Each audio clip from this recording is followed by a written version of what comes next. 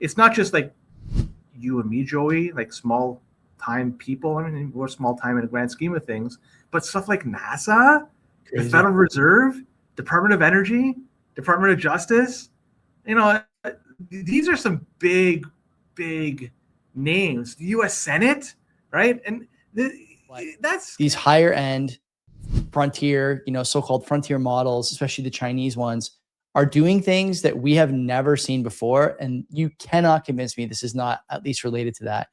I just went to look this morning. Going to Mars, because there's always opportunity. There's always talk that United States is going to send people to Mars to colonize it. And imagine they do that, and then somehow that ship is commandeered by Chinese because they use older equipment that they found holes to take advantage of. And who knows, man? It's scary stuff. Len, it's another day, another hack, sort of anyways. The Chinese after the Federal Reserve, among other U.S. agencies and institutions. Not sure what they're looking for at the Fed, but tell me here, what are we up against?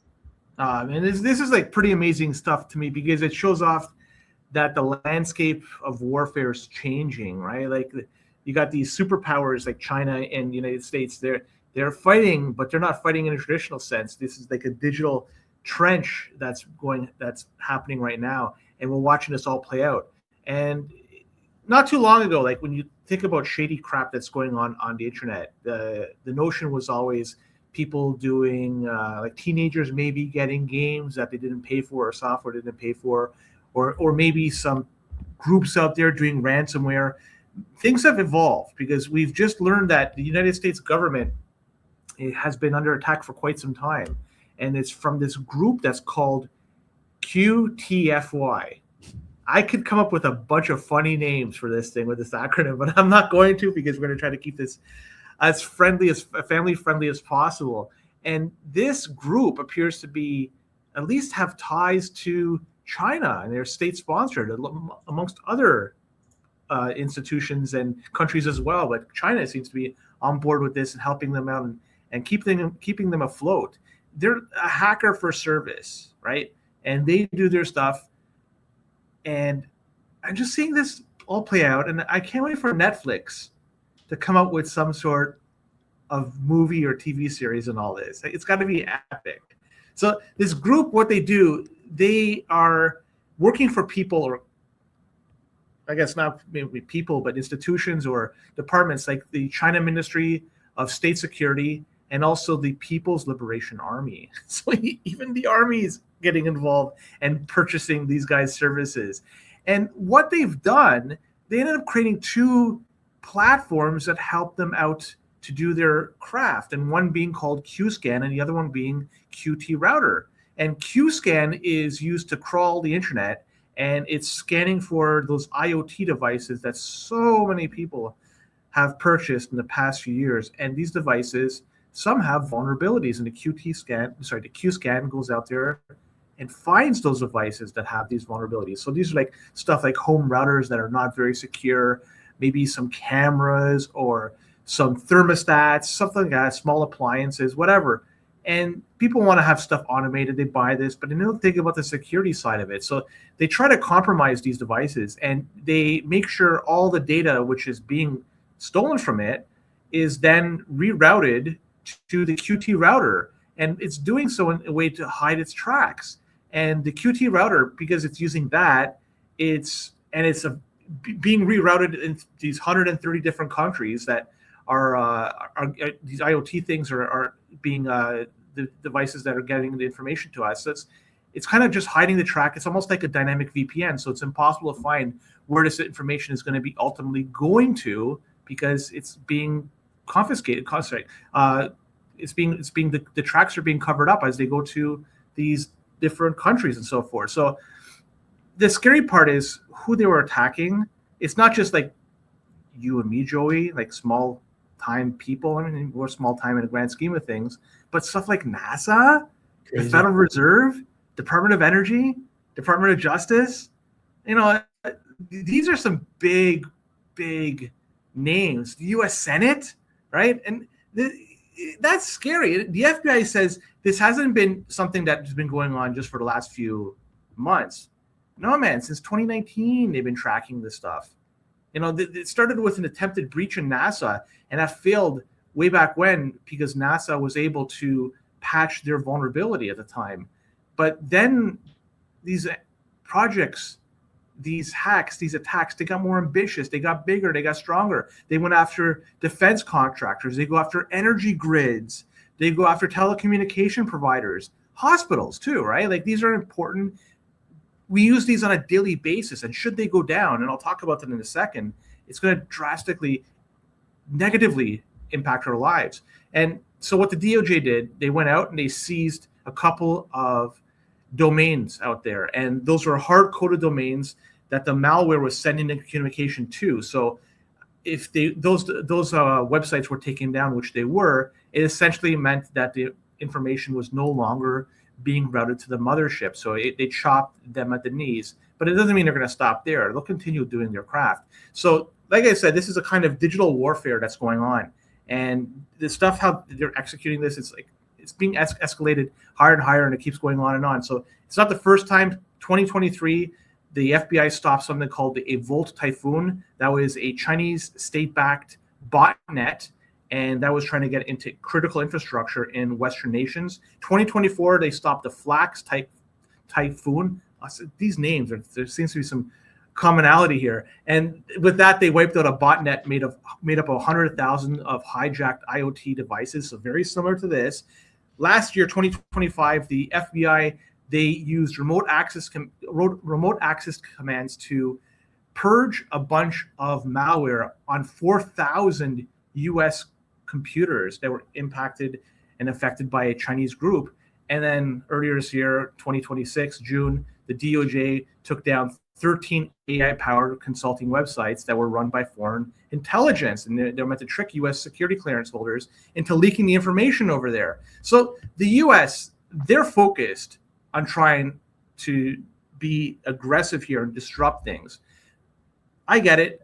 The warfare has changed, and they're fighting a war on multiple levels, not just in Iran, but also online. And so they're treating this as a hacker group.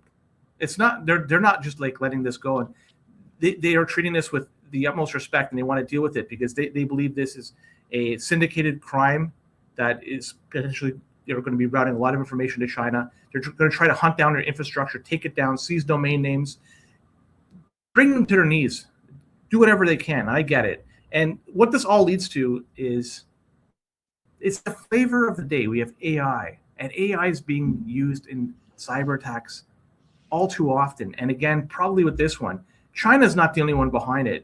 So many other countries and maybe companies as well are getting involved. This is the playbook for everybody. Try to use AI, try to get into people's IoT devices, or try to find vulnerabilities in their applications and their devices. Try to operate in that space, take advantage, steal the information, take control. This is what they do. AI is going to be a huge part of it, as we saw not too long ago when Kimi K3 was released and how it impacted Bitcoin significantly. And it's going to happen just like anything else in this thing. So it's not just from making these automated tools. They'll scan, they'll adapt, they'll execute these virtual bombs. But, it's just another name of the game. It's just another thing that's happening. I find it to be interesting. Taiwan's government, actually, if you don't even look at a little bit further, they too faced massive automated AI-assisted intrusions not too long ago. European critical infrastructure like water and energy grids were attacked by, of course, AI. So AI, like I mentioned, is getting involved so much. So what can people do here? It's really, you got to be careful with what you plug in and connect to your network. It's nice to have a camera, a microphone, or whatever. But every time you do that, you got to remember, if it's not secure, if it's not patched, if it's not up to date, it's a potential backdoor where they could take information from you and use it against you and your government. So be careful out there, because these cheap IoT gadgets, they're a backdoor in my opinion. So I'm not a big fan of them. I think you're totally right about the backdooring of these sort of like weakest link in the home network. The weakest link in the home network setup is an obvious way to do this. On the side of like, maybe apart from the tech, you brought up last week, and we talked about it before, that AI is a geopolitical security issue now. It's not an issue of, can I build an app to help me, whatever, decide what I should be eating if I have an upset stomach? No. Is it about, building an app that helps me figure out what's wrong with certain plants in my garden? No. Those things are nice to have. They're retail facing, of course, but these higher end frontier, so-called frontier models, especially the Chinese ones, are doing things that we have never seen before. And you cannot convince me this is not at least related to that. I just went to look this morning. I was thinking about, doing this show, and I want to see, like, what does it cost to get the Kimi K3 frontier top end model for 1 year? What do you think it costs? Let me give you something to compare to. Exactly. I need the Claude top end model, the Claude 20X Max model, which does not have the frontier, we'll call them hacking and cyber capabilities that Kimi has, costs about $250 US a month. The Kimi K3 model, so $250 a month is what, $1,800, something like that US. Let's call it 2,400 maybe Canadian, 2,300 Canadian for the year. What do you think the Kimi model costs, which does have the cyber capabilities, does do all these things that Fable will not do, and won't scold you if you call something retarded in your chat? What do you think that costs? How about 120? It costs about $3,000 a year, so a little bit more. But for the extra horsepower, you get the pleasure of being able to do literally anything you want, anytime you want. And there's some other stuff on board the Kimi model that Claude or OpenAI don't have. That's a problem. The other problem is that infrastructure in the United States, speaking of this kind of, if you zoom out on this analogy of what is the weakest link in American, in the American home network, okay? It's not Google, Microsoft, Amazon, Apple, Meta. It's not those companies. It's not mobile devices. It's not video games. It's not even probably the home PC. Do you know what it probably is, Len? It is probably this aging infrastructure and their aging technology stack that represent the most obvious hole in security when it comes to these frontier models. It's not like I'm making that up. If you look back at the original Glasswing project, where Fable, what was called Fable then, I think it might be called something different now, whatever they're using at the Glasswing level, the sort of locked up frontier level at Anthropic. Where did it find the most vulnerabilities? It found them in old software, old programs, old code bases that just hadn't been looked through, had been forgotten because they just are working. Stuff like FFmpeg is a great example of that. Old Linux kernels. These things are forgotten because things have moved so quickly now, and this move fast and break things attitude has led to maybe more convenient honeypots for hacking groups or states or whatever. Mm-hmm. But in a war scenario, in a combat, quote unquote, combat footing on the digital battlefield, I mean, no one cares about the Linux kernels from 2010. They care about infrastructure projects. They care about Federal Reserve.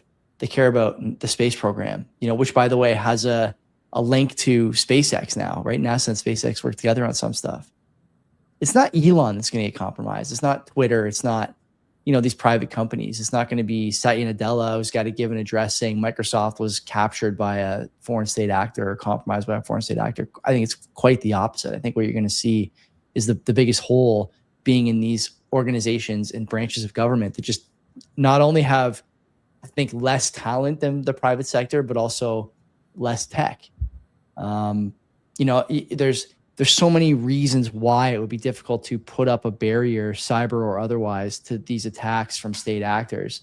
I think one of the reasons over the course of, the time we've done this show, even before AI was so prevalent, so readily available for cheap, before everyone was token maxing in their free time, like I am these days, we were still telling stories about regional banks, local banks, hospitals, doctors' offices, car dealerships, retail outlets.